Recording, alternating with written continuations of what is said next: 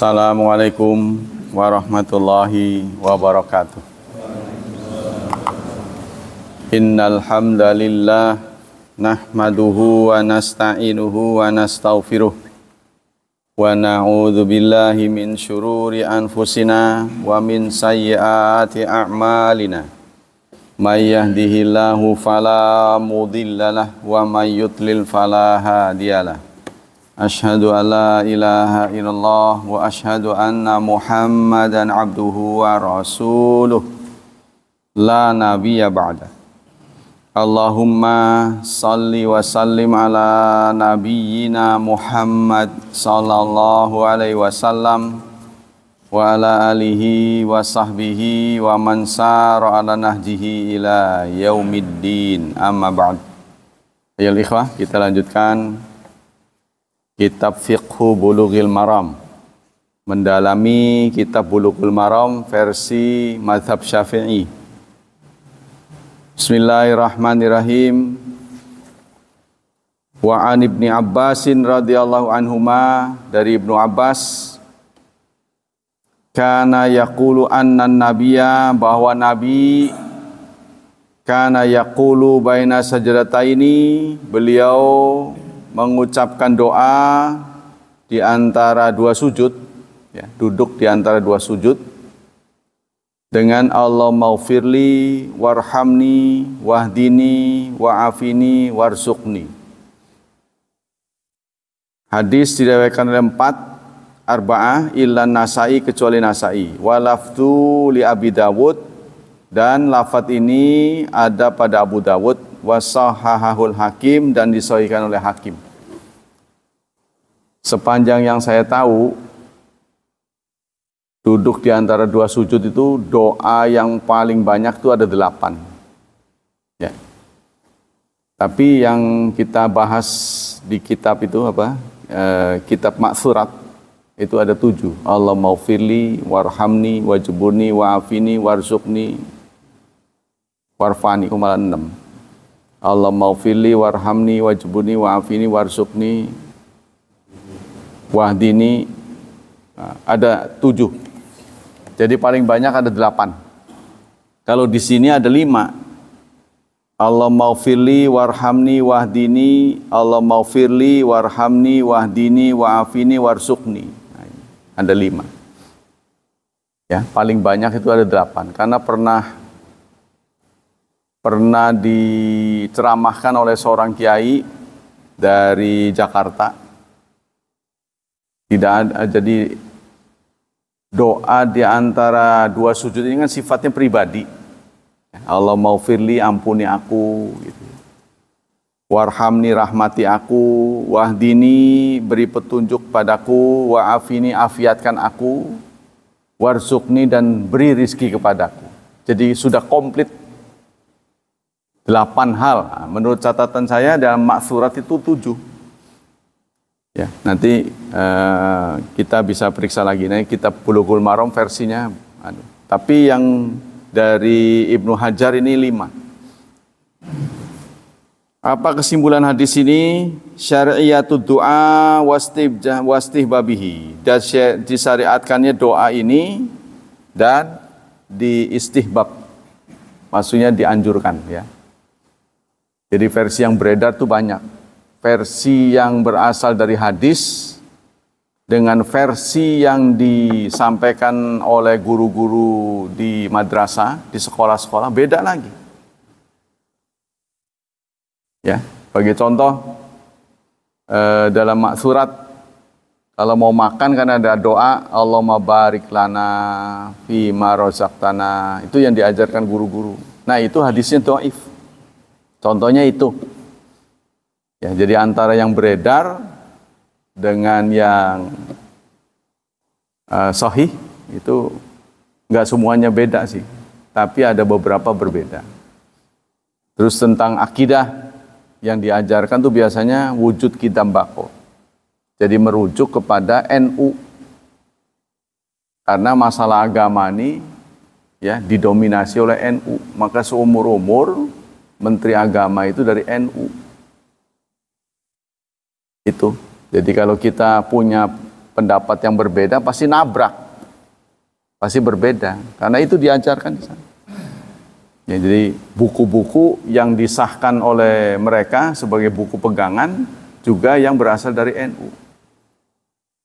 Kalau kitab tauhid yang dibahas oleh pesantren-pesantren salafi itu berasal karangan dari At-Tauhid, ilmu tauhid, karangan Saleh Fauzan.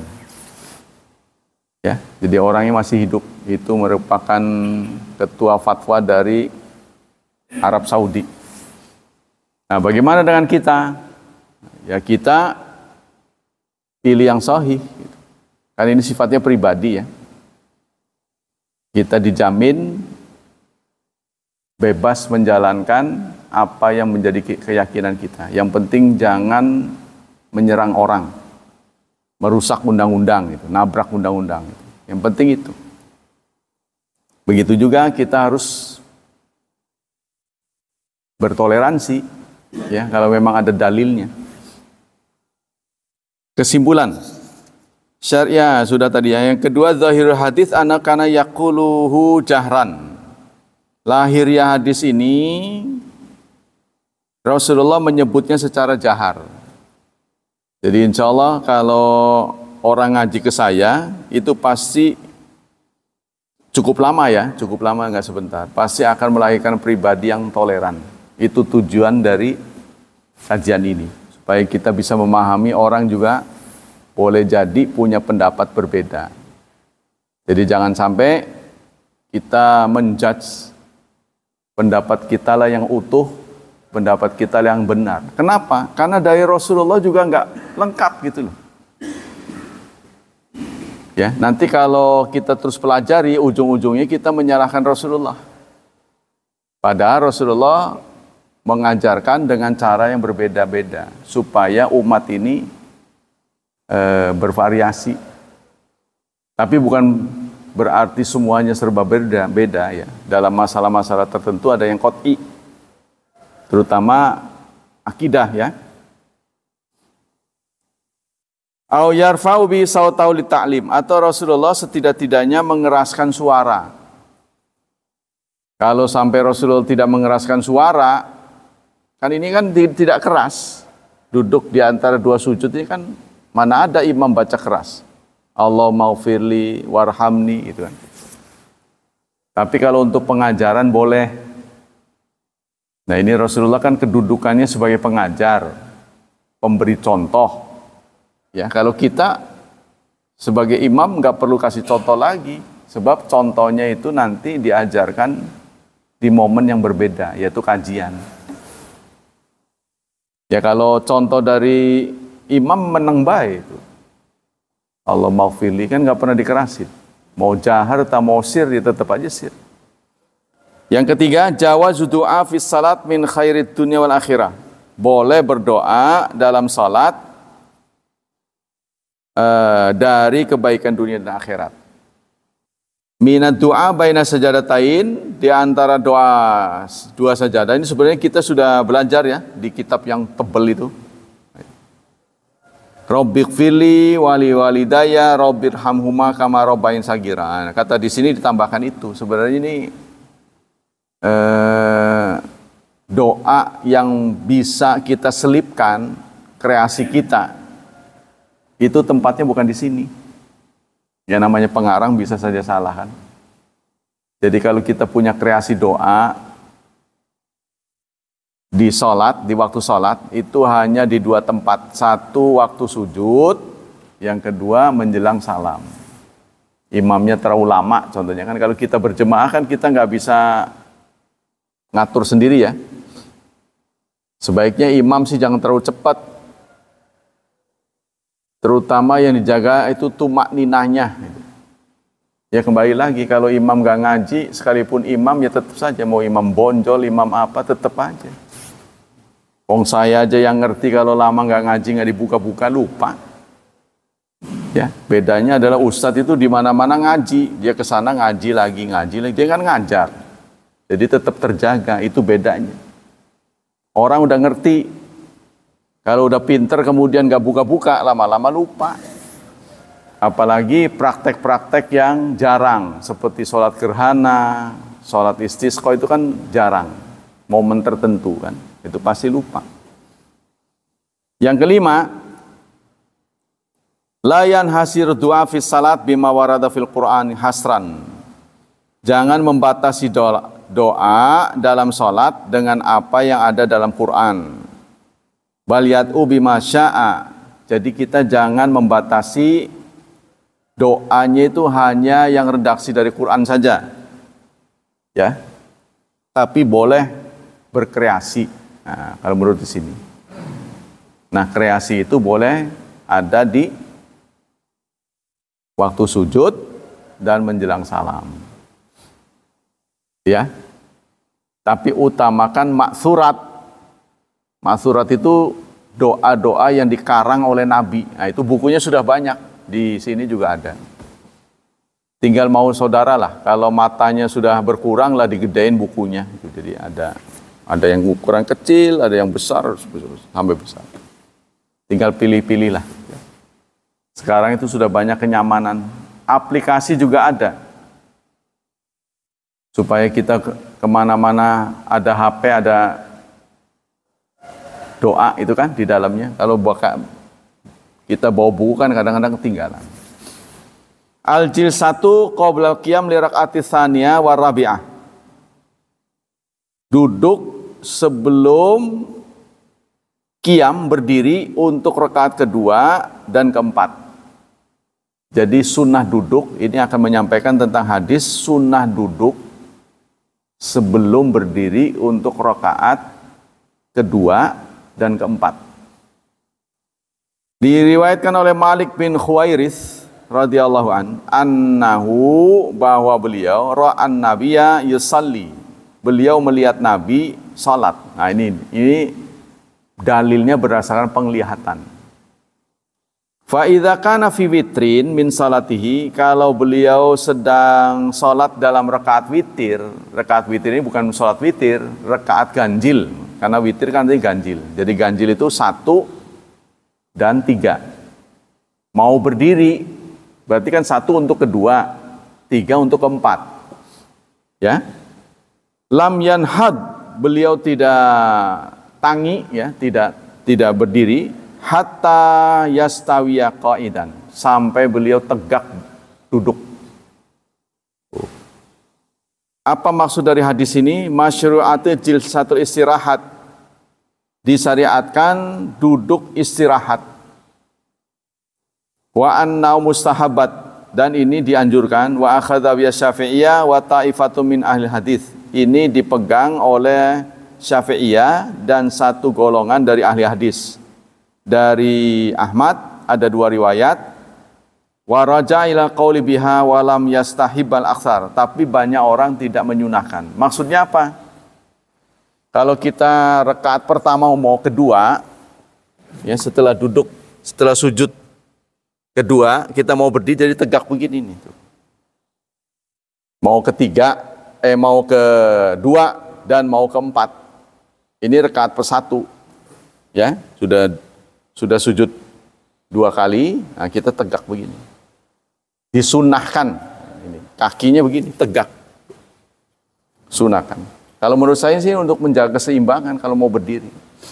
Kan di rakaat kedua mah duduknya begini, ada duduk begini kan, jadi ini nggak perlu. Yang keempat juga duduk tawaruk. Tapi untuk duduk yang ke-1 mau kedua kan nggak ada, dia harus bangkit kan. Jadi begitu sunahnya. Nah ini menurut saya menyiapkan ini keseimbangan tubuh. Sebab kalau dia dari sujud kedua langsung ke atas ketelimbang, akan goyang.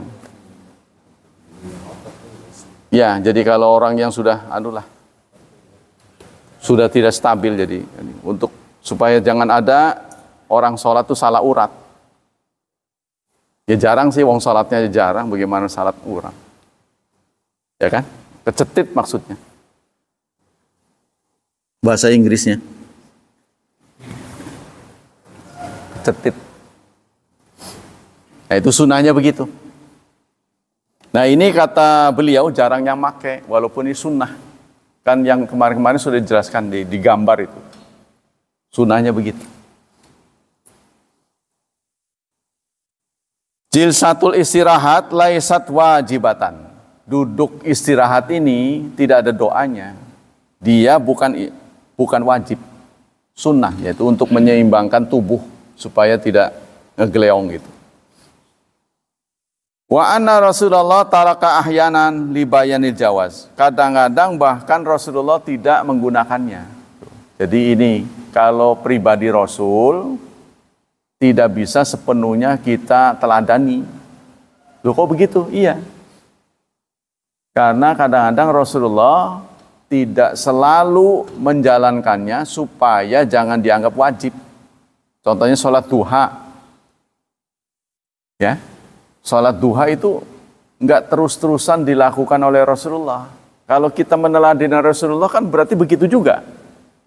Ya kan? Kalau kita meneladani Rasul kan berarti begitu juga. Nah, kalau begitu sholat tarawih Rasulullah juga enggak penuh. Kita ikuti juga. Ya enggak, kalau pada diri Rasulullah itu ada tasyri', ada contoh. Nah, sehingga ketika ditegur, kenapa Anda tidak terus-terusan? Saya khawatir kalau saya terus-terusan nanti dianggap wajib. Lalu Aisyah mengatakan, wa ana usabbihuha. Kalau saya mau teruslah. Sholat duha tuh, kata Aisyah, kalau saya mau terus-terusan. Enggak seperti Anda, kadang sholat, kadang enggak. Rasulullah diam. Setelah mendengar Aisyah berkata begitu, kalau saya mau terus continue, rutin, Rasulullah diam. Diamnya Rasulullah bukan kayak kita. Kalau diamnya kita ini kadang-kadang kan mangkel. Diomongi susah lah, sebodoh amat, kan begitu. Rasulullah mah enggak begitu. Diamnya itu berarti boleh. Ya, jadi istrinya Rasulullah tuh nggak ada istilah segen gitu, nggak ada. Kalau kita kan segen. Dia omongi susah, udah karepmu lah. Nah, begitu kita. Begitu juga saat beliau tarawih. Ya, sehingga terjadi khilaf. Tarawih itu apa 8 apa 20? Terjadi khilaf ya. Memang dari sononya gitu, contoh Rasulullah itu nggak terus-terusan. Jadi yang 20 juga tidak nekat mau berkreasi banyak gitu ya. Masa kok artinya ibadah pada Allah hitung-hitungan. Yang banyak sih, nah, bukan begitu dia juga. Tuh, yang 8 juga pengen ngepas. Begitu. Sehingga lahir pendapat yang beda dari manhaj salaf. Sebenarnya rakaat itu nggak ada hitungan dari Rasulullah, nggak ada hitungannya rakaat tarawih. Coba Anda lihat dalil-dalil tentang tarawih. Pernahkah sahabat melihat tarawih Rasulullah 8 rakaat? Nggak pernah. Kalau ada 8 rakaat itu dari mana? Dari pantauan Aisyah. Saya belum pernah menyaksikan Rasulullah sholat malam baik dalam Ramadan maupun di luar Ramadan lebih dari 8, lebih dari 11. Itu kata Aisyah. Kata Aisyah. Apakah Rasulullah selalu di dekat Aisyah? Jawabannya tidak. Begitu juga rokaat ini apa itu rawatib dari Aisyah 12, dari siapa itu 10. Barang siapa yang menjaga 10 rawatib, maka akan dibangun satu kapling di surga. Tuh, dari Aisyah 12. 12 itu 2 sebelum subuh, 4 sebelum zuhur, tapi tetap 2 setelah zuhur. Sudah berapa tuh? 8. 2 setelah maghrib, 2 setelah isya. Ya. Sebelum asar bukan rawatib yang kuat. Tidak kuat. Tapi ada hadis juga. Seperti 2 rakaat sebelum maghrib. Banyak orang salafi itu yang meninggalkannya. Padahal itu tercantum dalam kitab Lu'lu' wal Marjan. Nah, nanti kita pelajari.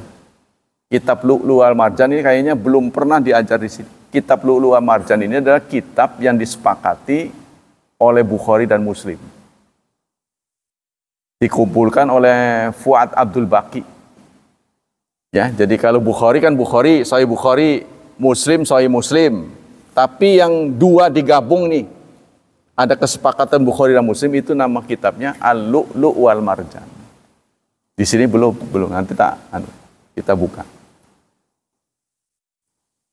Nah, kita lanjutkan. Jadi duduk di antara itu tadi ya, dari ganjil mau ke genap, rakaat 1 mau ke 2, rakaat 3 mau ke 4, itu sunnah tadi itu. Ya, ini sebentar. Nggak ada doanya waktu duduk itu. Inna jilsata istirahat laisa dzikrun makhsus. Pada waktu kita duduk istirahat tidak ada zikir. Ya. Li'annaha jilsatun khafifatun jiddan. Karena duduk di tadi itu mau menjelang berdiri itu duduk yang khafifat, ringan. Ya, sebentar. Jadi kalau syariat nyuruh sebentar, jangan dibikin lama. Kalau nyuruh lama. Contohnya sholat jenazah itu di paketnya sebentar. Sholat jenazah itu di paketnya sebentar karena mungkin ini menjaga aroma mayat ini supaya jangan terlalu lama. Dibikin lama oleh umatnya, orang marem. Jadi udah selesai, tetapi suruh duduk tahlil dulu. Udah. Mau tahlil mau apa itu urusan masing-masing. Istaghna fiha bitakbir al-masyhuril qiyam.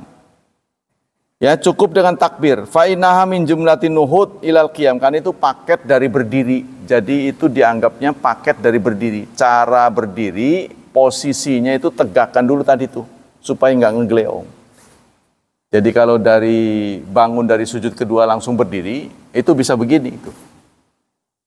Ya, bisa kehilangan keseimbangan. Nah, maka posisikan begitu dulu. Lam tudkar ziratul istirahat fi wasfi sholatihi li'annahu minal muttafaq alaih. Duduk istirahat ini tidak dicantumkan dalam praktek sholat Rasulullah. Li'annahu minal muttafaq alaih anna sunan lam taustau'ib kulla wahidin minha mimma wasaf. Karena apa yang dicantumkan praktek sholat Rasulullah itu tidak mencakup sunnah.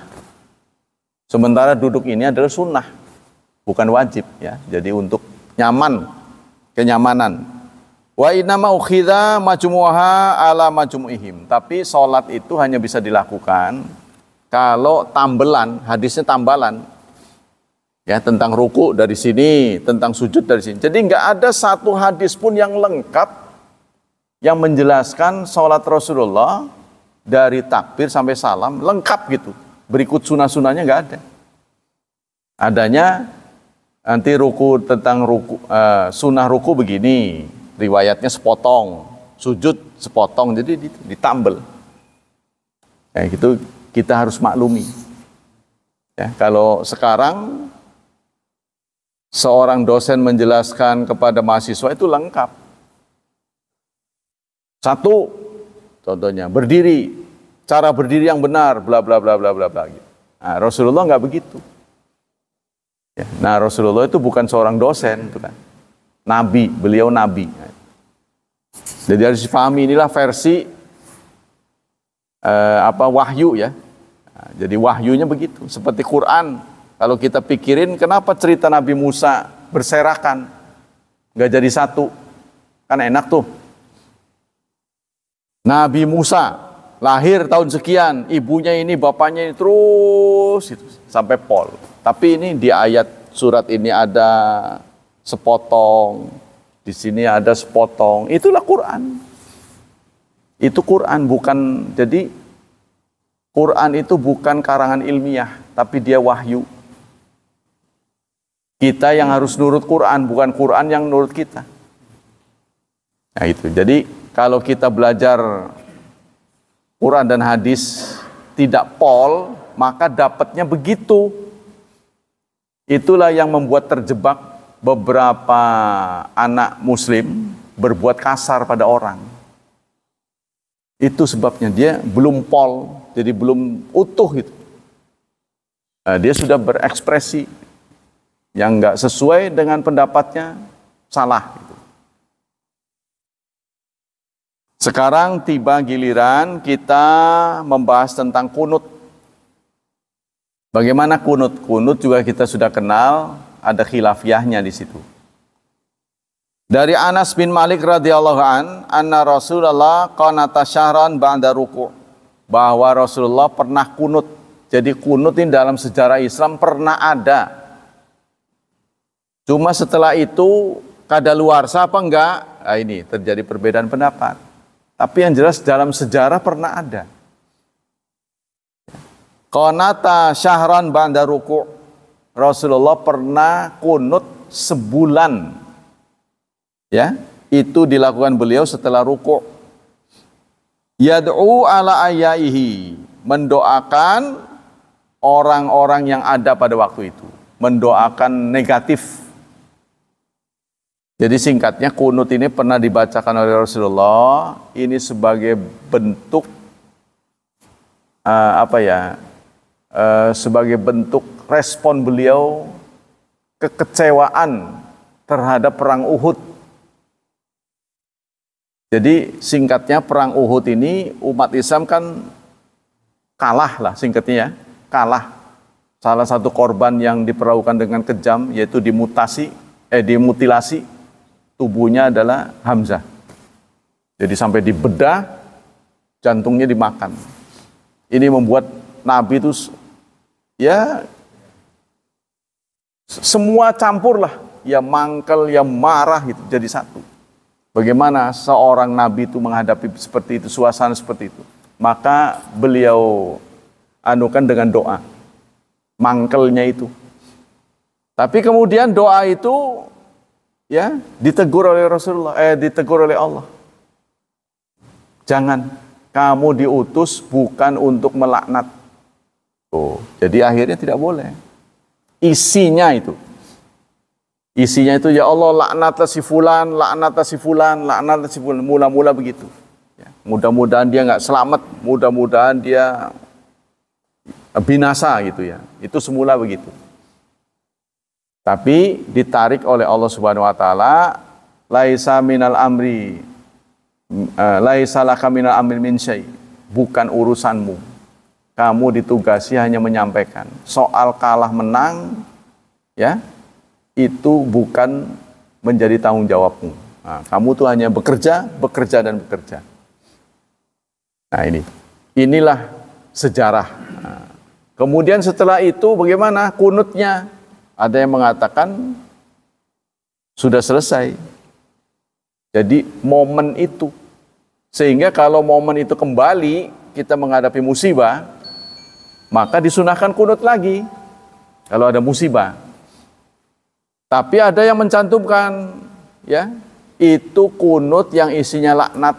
Adapun kunut yang tidak laknat tetap dijalankan oleh Rasulullah sampai kematian beliau. Nah, ini yang terjadi khilafiyah di situ. Ya, ini diakui sebagai kunut yang sifatnya sementara. Apa kesimpulan hadis ini? Istihbabul kunut fi jami'i salawat idza nazalat bil muslimin nazilatun wal iyadzu billah. Dianjurkan kunut pada semua salat. Tapi kalau kunut yang dimaksud ini namanya kunut nazilah. Ya, kunut nazilah ini hanya untuk musibah. Itu disepakati. Yang ketiga istihbabul jari bil kunut fi salati jahriyah fil asah wa yasafi raf'ul yadain. Disunahkan menjaharkan kunut dalam sholat jahri. Nah, gimana kalau sholat sirri seperti zuhur dan asar? Nah, ini tidak disebutkan di sini. Yang keempat, istihbabul kunut fi subhi daiman. Nah, ini dianjurkan kunut pada subuh selama-lamanya. Nah, ini kan saya sudah sampaikan bahwa pendapat pengarang buku ini mazhabnya Syafi'i. Ya, kata beliau itu sholat subuh mah kunutnya harus tuh tiap hari. Sunnah tapi. Walau tarakal kunut sajada li sahwi. seandainya seseorang lupa kunut, maka dianjurkan sujud sahwi. Ini pendapat Syafi'iyah, ya. Wa sahha an Anas radhiyallahu anhu lam yatruk hatta faraqad dunya. Dan ada hadis dari Anas bahwa beliau tetap berkunut pada subuh sampai kematiannya. Tapi ini enggak sesuai dengan hadis berikutnya. Enggak sesuai dengan hadis berikutnya. Walaupun dia berpendapat begitu, jadi terjadi terjadi ketimpangan. Satu kesempatan dia mengatakan kunut harus dilakukan di sholat subuh selamanya. Nanti ada hadis lagi, dia mengatakan Rasulullah itu ternyata kadang kunut, kadang enggak. Ini kan tidak konsekuen. Ya, itulah yang menjadi terjadi khilafiyah. 5. La yata'ayan fil kunut doa maksus. Tidak ada doa khusus untuk kunut. Jadi kunut itu doanya nggak harus begitu. Wa fi wajhina anna la yasulu ila bidu'a masyhur.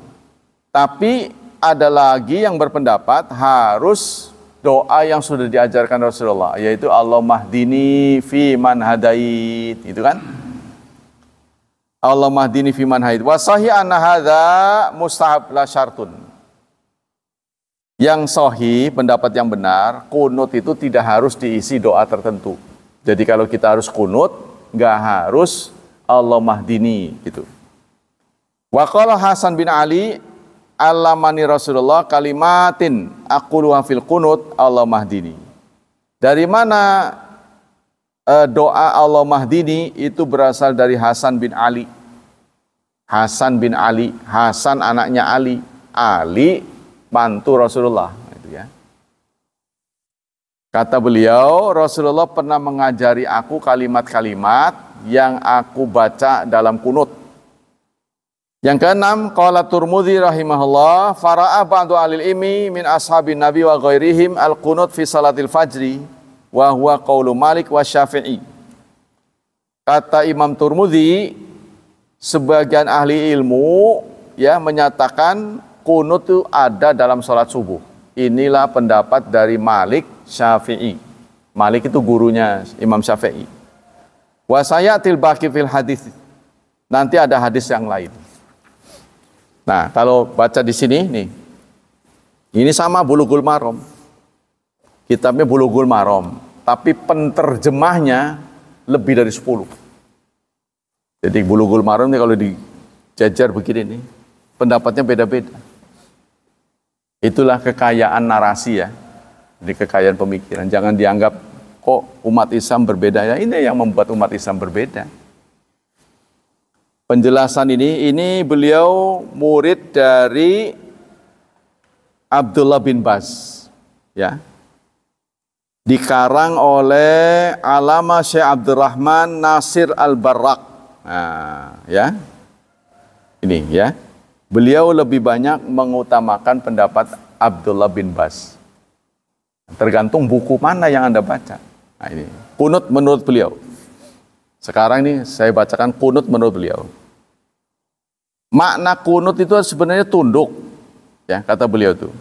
Tapi yang dimaksud kunut dalam ajaran Islam ini ada 3 pengertiannya. Nah, beliau menulisnya lebih teratur. Hadis-hadis yang berkaitan dengan kunut itu merujuk kepada 3 kunut. 1 kunut nawazil. Ya tadi yang sebut kunut nazilah. Ya. Yang kedua, kunut pada waktu sholat fajar, subuh. Pada rakaat kedua sholat subuh. Yang ketiga, kunut witir. Kunut waktu sholat witir. Fa'amal kunut fi nawazil fala khilaf. Adapun kunut nazilah tidak ada perselisihan di antara ulama bahwa kalau ada musibah disunahkan kunut. Ya contohnya masjid-masjid Palestina semuanya hari ini ya kunut. Ya, jadi kunut nazilah itu ya. Wa amal kunut fil fajri daiman fadzaba ila Syafi'i. Adapun kunut di waktu salat subuh terus-terusan Ini pendapat Syafi'i. Mustadilan bima inda Ahmad wa Daruqutni, karena berdalil dengan hadis yang dirawikan oleh Ahmad dan Daruqutni dari Anas. Jadi hadis Anas. Nabi ya, bahwa Anas menceritakan fa amma fi subhi falam yazal yaknutu. Adapun waktu sholat subuh, beliau tidak henti-hentinya berkunut hatta farakat dunya, sampai beliau meninggal. Nah, itu pendapat hadis dari Anas. Ya. Tapi ada pendapat yang lain mengatakan, ada seorang sahabat bertanya, hal kana Nabiyu wa Abu Bakrin wa Umar wa Utsman wa Ali yaknutuna fil fajr? Seorang anak bertanya kepada ayahnya, ya, Tariq Asya'i, ya, ini nama seorang sahabatnya, nama Tariq Asya'i, bertanya pada bapaknya, Anda pernah hidup di zaman Abu Bakar, Umar, Utsman, Ali, apakah mereka berkunut waktu subuh? Lalu ayah mengatakan, harusnya kan mereka berkunut nggak? Enggak, gitu kan? Iya, begitu kan? Menurut kita.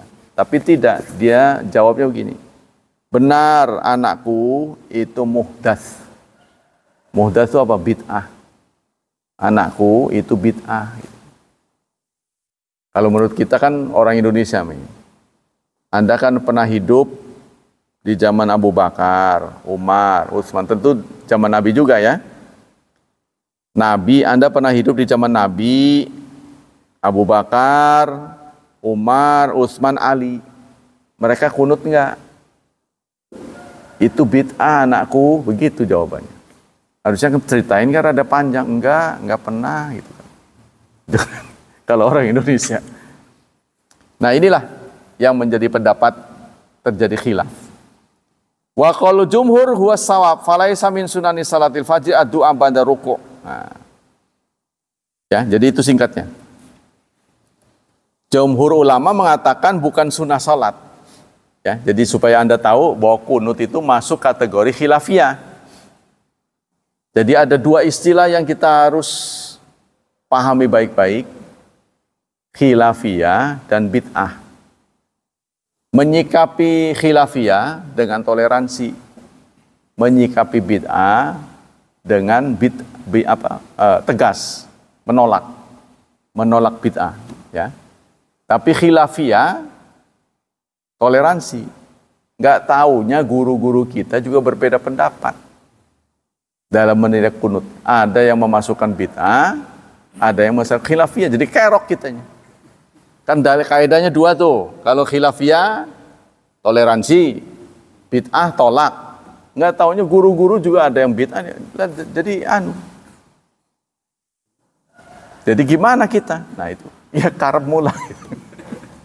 Tapi jangan sampai gara-gara kunut sampai berbunuh-bunuhan gitulah. Ya, jangan sampai itu. Jadi memang aslinya dari sononya itu nggak pas, nggak lengkap, itu dari sononya. Jadi kita harus maklum, sejarah ini tidak bisa diulang. Ya, itu sekedar saya cantumkan. Kesimpulannya, Yusannu, tadi sudah ya beberapa kesimpulan. Yusannu qudut asnal i'tida fi rakaati tsaniyah ba'da ruku' min salati subhi. Dianjurkan kunut kapan waktunya? Saat i'tidal. Saat berdiri sami Allahu liman hamidah di rakaat kedua. Nah, itu setelah itu kunut. Wa yusannu ayyaknuta al-imam bilafzil jam'i. Imam kunutnya itu menggunakan lafaz jamak. Artinya kami, ya. Allah mahdina fi man hadait, bukan, tidak boleh ihdini. Kalau ihdini kan untukku. Ada lagi tambahannya, nggak taunya tambahannya juga bacaannya salah pisan. Wa yaqnutu fi raqatil akhirah min witri fi nisfi tsani min Ramadan. Dan di bulan Ramadan, ya, kunut juga disunahkan. Tapi nisfu tsani, setelah tanggal 15 ke atas, separuh yang kedua. Wa fi sairi maktubat linazila, dan kalau ada musibah, Nah, ini disepakati ya. Min khaufin aw qahtin aw waba. Baik itu berupa ketakutan, paceklik atau wabah. Nah, waktu terjadi Covid, nah itu sunnahnya kunut nazilah ya. Al-qunut fi du'a li qaumin aw ala qaumin. Al-qunutu fi du'ai fi li qaumin aw ala qaumin. Kunut untuk mendoakan positif kepada kaum atau negatif. Contohnya kunut berdoa supaya Israel dilaknat. Orang Palestina ditolong, ya kan? Nah, itu. Ini maksudnya. Wa anhu radhiyallahu an, dan begitu juga dari siapa ini? Imam Bukhari ya, Abu Anas, dari Anas, anna nabiyya kana la yaqnutu ila idza da'a liqaumin aw da'a ala qaumin, bahwa nabi tidak kunut. Nah ini, kalau dari versi Anas, nabi itu tidak pernah kunut kecuali kalau ada momen yang harus didoakan tadi itu. Namanya nazilah. Jadi kalau tidak ada momen, beliau menurut Anas tidak pernah kunut. Di hadis dirawikan, disahihkan oleh Ibnu Khuzaimah. Kesimpulan, ad-du'a li qaumin, mendoakan kaum, kama sabata kana yad'u lil mustad'afin. Rasulullah pernah berdoa untuk mustad'afin, orang-orang yang lemah, ya. Sunnah. Min ahli Makkah, dari ahli Mekah. Fa'an Abi Hurairah, dari Abi Hurairah, qala lamma rafa Rasulullah ra'sahu min raka'ati tsaniyah min salati subhi. Bahwa pernah diriwayatkan Rasulullah setelah mengangkat kepala dari rakaat kedua salat subuh, ya. Beliau berdoa begini, Allahumma anji al-Walid bin Walid wa Salma bin Hisham wa Iyas bin Abi Rabi'ah wal mustad'afina bi Makkah. Allahumma shdud wat'aka ala mudhar waja'alha alaihim sinina kasinina Yusuf. Ya Allah, selamatkanlah Walid bin Walid, Salmah bin Hisham, Iyas bin Abi Rabi'ah. Beliau menunjuk nama-nama karena orang-orang ini sedang menghadapi masalah besar, ya, disiksa dan sebagainya. Dan mustad'afin, orang-orang yang lemah di Mekah. Ya Allah, usdud wat'aka, ya Allah perketatlah, perkuatlah, ya, kesulitan kepada Mudar. Jadikanlah kesulitan ini seperti kesulitan tahun-tahun yang dihadapi oleh Yusuf. Maksudnya, buatlah mereka sengsara, buatlah mereka paceklik. Gitu. Itu doa yang pernah dipanjatkan oleh Rasulullah ketika musibah menimpa sahabatnya. Yang kedua, ad-du'a wala qaumin kama sabata fil hadisi rakam 260 bidu'a ala riklin wa zikwan wali hayanin wa asayya wa hum banu amir min ahli najat alladzina qutilu zuha sab'ina rajulan min qura. Rasulullah juga pernah mendoakan laknat kepada beberapa orang, ya, yang datang pada Rasulullah masuk Islam. Jadi orang Yahudi datang pada Rasulullah berniat Muslim, tapi mereka datang dalam keadaan sakit. Nggak tahu sakitnya pura-pura bagaimana, sehingga Rasulullah mengeluarkan memo untuk datang ke peternakan. Jadi orang ini digiring ke sana, ya, dipilih suatu tempat yang nyaman buat merawat. Setelah sembuh, dirawat, dikasih minum. Nah inilah pernah dikenal istilahnya kencing onta. Minumilah dia dengan susu dan kencing onta. Itu jadi ada tulisan Rasulullah, kencing onta.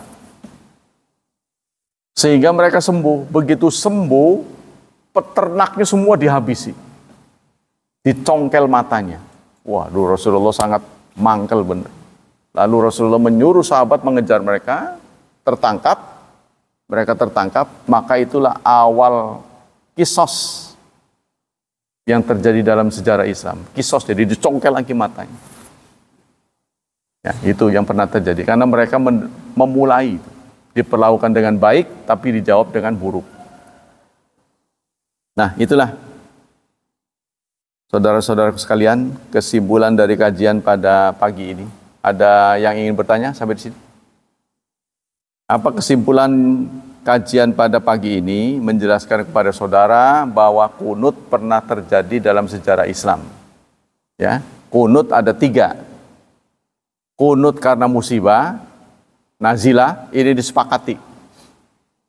Kunut setelah separuh kedua Ramadan, ya, ini juga sunnah. Namanya sunnah, boleh dipakai, boleh enggak. Nah, yang menjadi khilafiyah adalah kunut subuh. Ada yang mengatakan tetap berjalan, ada yang mengatakan sudah kadaluarsa. Itulah kesimpulannya.